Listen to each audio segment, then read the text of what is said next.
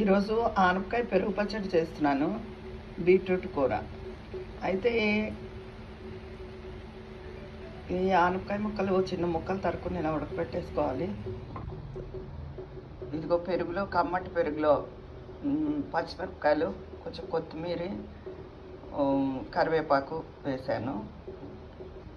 ఈ ఆనపకాయ ముక్కలు చల్లారిన తర్వాత ఇందులో కలిపేసుకొని పోపు పెట్టుకోవాలి. చూపిస్తాను. ఇలా ప్యాన్ పెట్టుకోవాలండి. ఆనపకాయ ముక్కలు ఉడికిపోయి తీసేసుకున్నాను. ఆవాలు, మెంతులు, జీలకర్ర, ఎండుమిర్చి, ఇంగువ, పోపు. ఆనపకాయ ముక్కలు ఉడికినవి, ఇవి చల్లారాయి. ఇప్పుడు పెరుగులో కలిపేసుకుంటాను. వేగిందండి, ఇది పెరుగులో కలిపేసుకుంటాను. ఇదిగోనండి, ఆనపకాయ ముక్కలు కలిపేసుకున్నాను. పైన పోపు పెట్టేశాను. తగినంత ఉప్పు వేసుకున్నాను. కరివేపాకు, పచ్చిమిరపకాయలు, కొత్తిమీర వేసుకున్నాను. ఇప్పుడు ఇందులో కొంచెం ఆవపిండి కలుపుతున్నానండి. చాలా రుచిగా ఉంటుంది ఆవ పెడితే పెరుగు పచ్చళ్ళకి. అయితే కానీ వేడి చేస్తుందని నేను ఎక్కువ పెట్టను. ఇవాళ పెడుతున్నాను. ఈ పాటి ఆవపొడి కలిపేసుకోవాలి.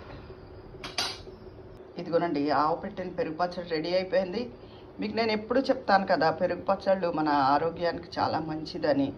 ప్రోబయోటిక్, మంచి బ్యాక్టీరియాని పొట్టలో తయారయ్యేలా చేస్తుంది. మన హెల్త్కి చాలా మంచిది. ఏ పెరుగు పచ్చడి అయినా సరే. ఉంటాను.